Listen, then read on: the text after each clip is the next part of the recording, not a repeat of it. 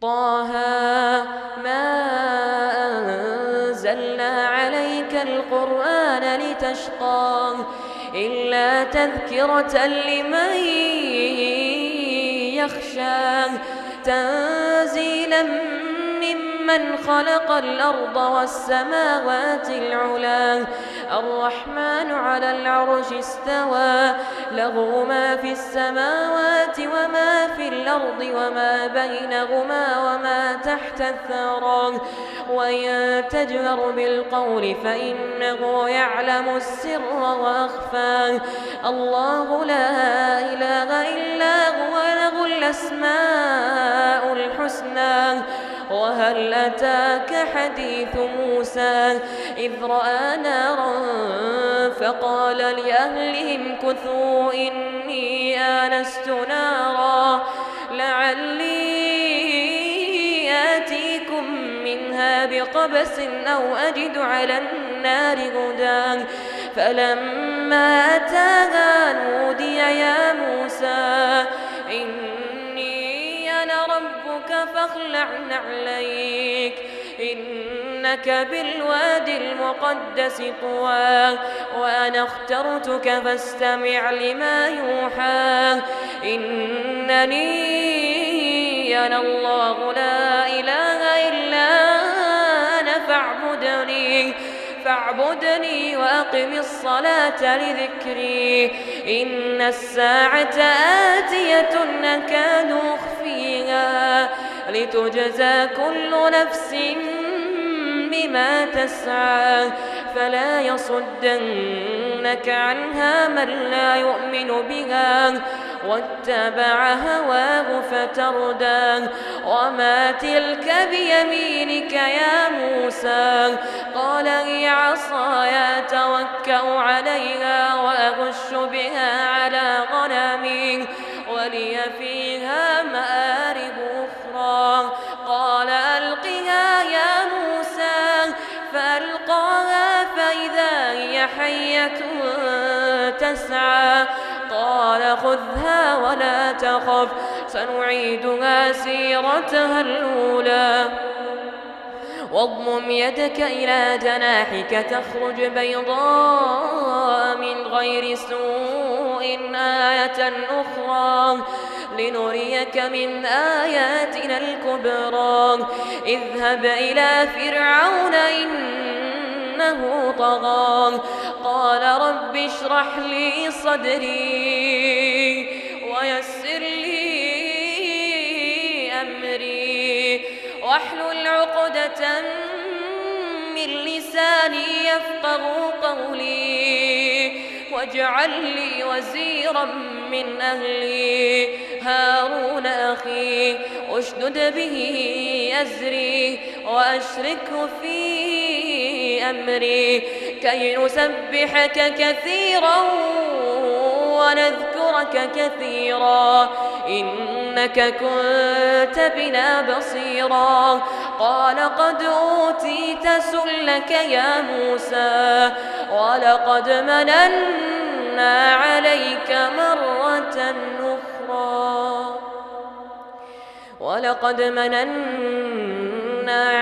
مرة أخرى إذ أوحينا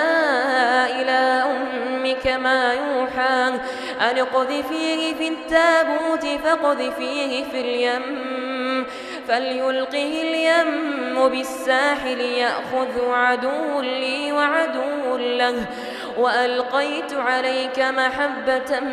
مني ولتصنع على عيني إذ تمشي أختك فتقول هل أدلكم على من يكفله فرجعناك إلى أمك كي تقر عينها ولا تحزن وقتلت نفسا فنجيناك من الغم وفتناك فتونا فلبثت سنين في أهل مدين ثم جئت على قدري يا موسى واصطنعتك لنفسي اذهب أنت وأخوك بآياتي ولا تنيا في ذكري اذهبا إلى فرعون إنه طغى فقولا له قولا لينا لعله يتذكر أو يخشى قالا ربنا إننا نخاف أن يفرط علينا أو يطغى قال لا تخافا إنني معكما أسمع وأرى فأتياه فقولا إنا رسولا ربك فأرسل معنا بني إسرائيل ولا تعذبهم قد جئناك بآية من ربك والسلام على من اتبع الهدى إنا قد أوحي إلينا أن العذاب على من كذب وتولى قال فمن ربكما يا موسى قال ربنا الذي أعطى كل شيء خلقه ثم هدى قال فما بال القرون الأولى قال علمها عند ربي في كتاب لا يضل ربي ولا ينسى الذي جعل لكم الأرض مهدا وسلك لكم فيها سبلا وأنزل من السماء ماء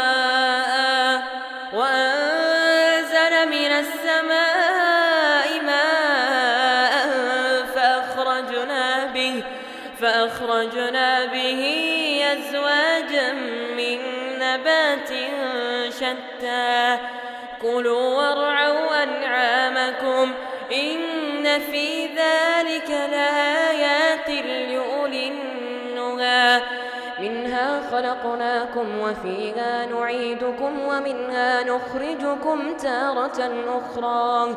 ولقد أريناه آياتنا كلها فكذب وأبى قال أجئتنا لتخرجنا من أرضنا بسحرك يا موسى فلنأتينك بسحر مثله فاجعل بيننا وبينك موعدا لا نخلفه نحن ولا أنت مكانا سوى قال موعدكم يوم الزينة وأن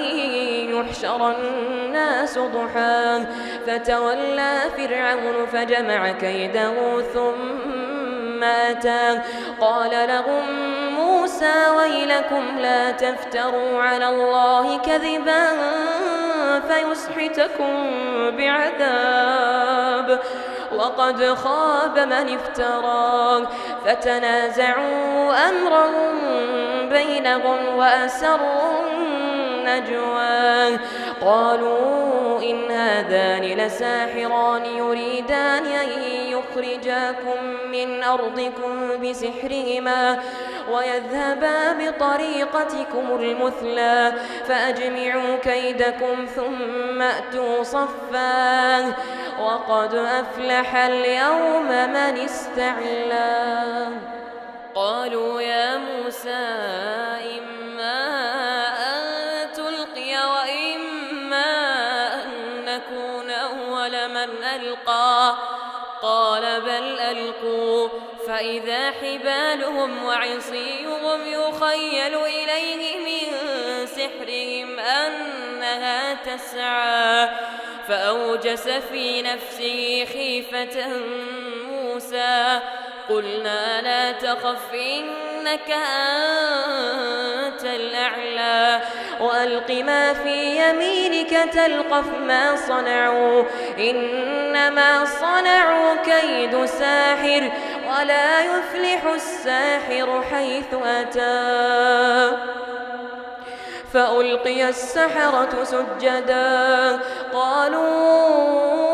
آمنا برب هارون وموسى قال آمنتم له قبل أن آذن لكم إنه لكبيركم الذي علمكم السحر فلأقطعن أيديكم وأرجلكم من خلاف ولأصلبنكم في جذوع النخل ولتعلمن أينا أشد عذابا وأبقى. قالوا لن نؤثرك على ما جاءنا من البينات والذي فطرنا فاقض ما أنت قاض إنما تقضي هذه الحياة الدنيا إنا آمنا بربنا ليغفر لنا خطايانا وما أكرهتنا عليه من السحر والله خير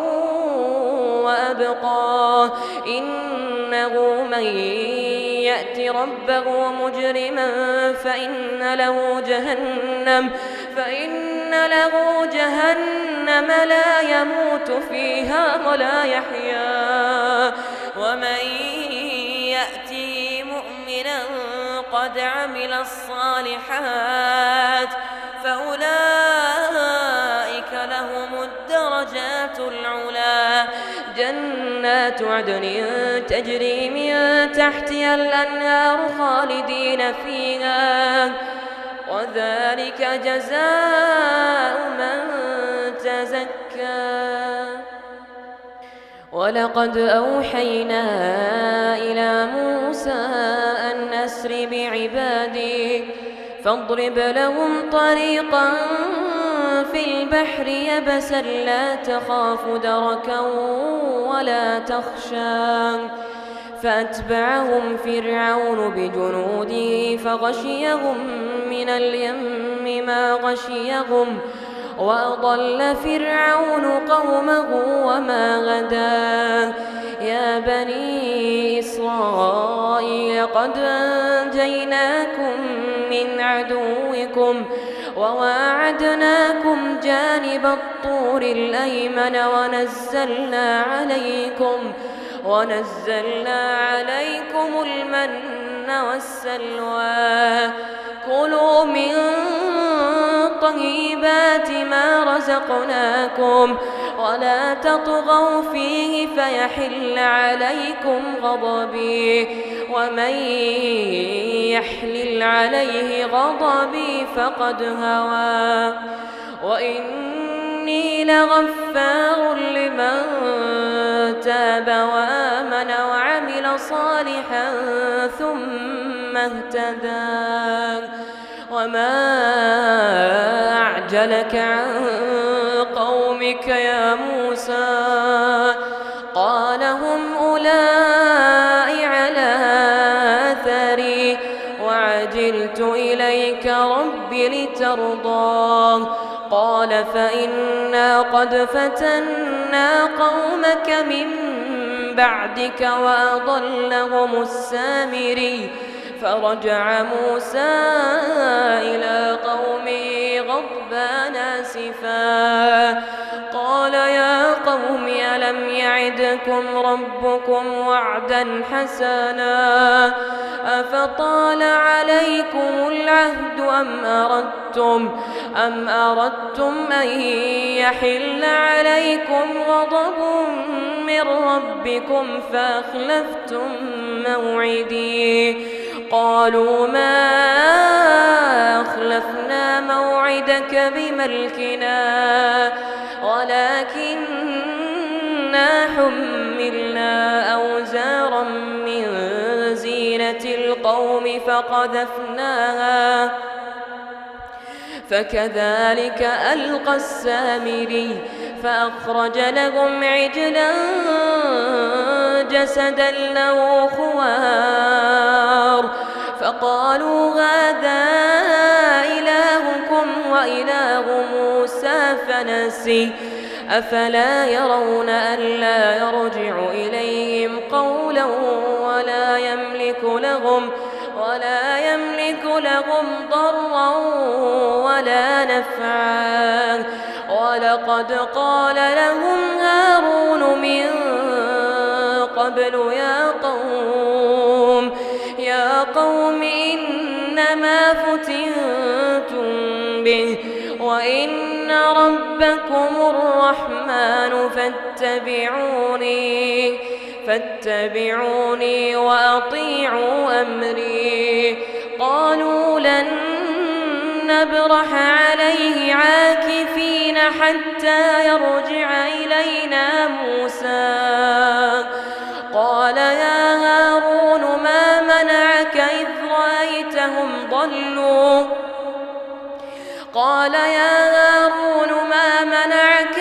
رأيتهم ضلوا ألا تتبعني أفعصيت أمري؟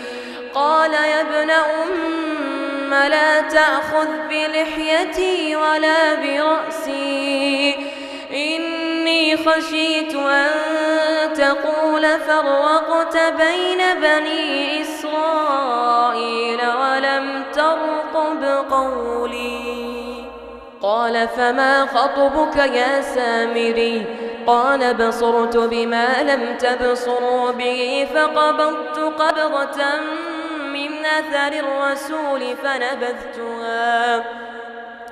وكذلك سولت لي نفسي. قال فاذهب فإن لك في الحياة أن تقول لا مساس وإن لك موعدا لن تخلفه وانظر إلى إلهك الذي ظلت عليه عاكفا لنحرقنه ثم لننسفنه في اليم نسفا إنما إلهكم الله الذي لا إله إلا هو وسع كل شيء علما كذلك نقص عليك من أنباء ما قد سبق وقد آتيناك من لدنا ذكرا من أعرض عنه فإنه يحمل يوم القيامة وزرا خالدين فيه وساء لهم يوم القيامة حملا. يوم ينفخ في الصور ونحشر المجرمين يومئذ زرقا يتخافتون بينهم إن لبثتم إلا عشرا نحن أعلم بما يقولون إذ يقول أمثلهم طريقة إن لبثتم إلا يوما ويسألونك عن الجبال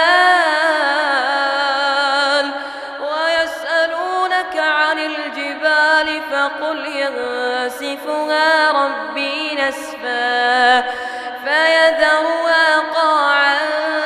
صفصفا لا ترى فيها عوجا ولا أمتا يومئذ يتبعون الداعي لا عوج له وخشعت الأصوات للرحمن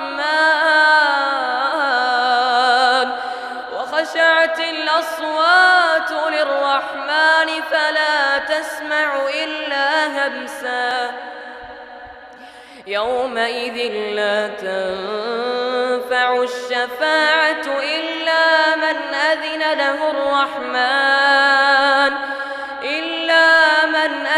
له الرحمن ورضي له قولا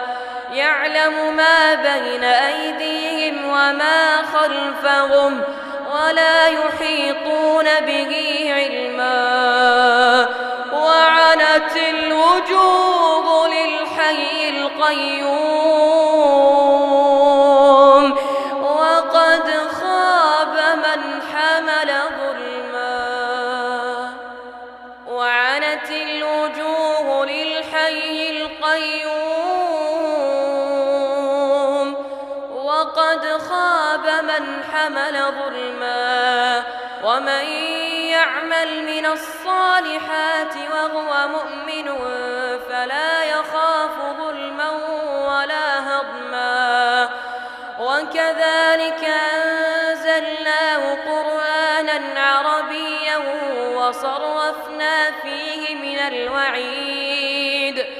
لعلهم يتقون أو يحدث لهم ذكرا فتعالى الله الملك الحق ولا تعجل بالقرآن من قبل أن يقضى إليك وحيه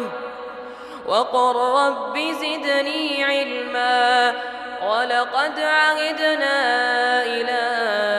آدم من قبل فنسي ولم نجد له عزما وإذ قلنا للملائكة اسجدوا لآدم فسجدوا إلا إبليس أبى فقلنا يا آدم إن هذا عدو لك ولزوجك فلا يخرجنكما من الجنة فتشقى إن لك ألا تجوع فيها ولا تعرى وأنك لا تظمأ فيها ولا تضحى فوسوس إليه الشيطان قال يا آدم هل أدلك على شجرة الخلد وملك لا يبلى فأكلا منها فبدت لهما سوآتهما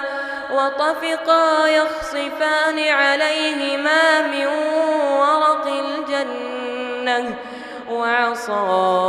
آدم ربه فغوى ثم اجتباه ربه فتاب عليه وهدى قال اهبطا منها جميعا بعضكم لبعض عدو فإما يأتينكم مني هدى فمن اتبع هداي فلا يضل ولا يشقى ومن أعرض عن ذكري فإن له معيشة ضنكا ونحشره يوم القيامة أعمى قال رب لم حشرتني أعمى وقد كنت بصيرا قال كذلك أتتك آياتنا فنسيتها وكذلك اليوم تنسى وكذلك نجزي من أسرف ولم يؤمن بآيات ربه ولعذاب الآخرة أشد وأبقى أفلم يهد لهم كم أهلكنا قبلهم من القرون يمشون في مساكنهم إن في ذلك لآيات لأولي النهى ولولا كلمة سبقت من ربك لكان لزاما وأجل مسمى فاصبر على ما يقولون وسبح بحمد ربك قبل طلوع الشمس وقبل غروبها ومن آناء الليل فسبح وأطراف النهار لعلك ترضى ولا تمدن عينيك إلى ما متعنا به أزواجا منهم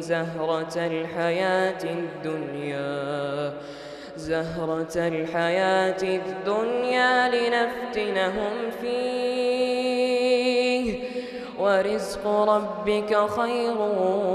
وأبقى وأمر أهلك بالصلاة واصطبر عليها لا نسألك رزقا نحن نرزقك والعاقبة للتقوى. وقالوا لولا يأتينا بآية من ربه أولم تأتهم بينة ما في الصحف الأولى ولو أنا أهلكناهم بعذاب من قبله لقالوا ربنا لولا أرسلت إلينا رسولا فنتبع آياتك من قبل أن نذل ونخزى قل كل متربص فتربصوا فستعلمون من أصحاب الصراط السوي.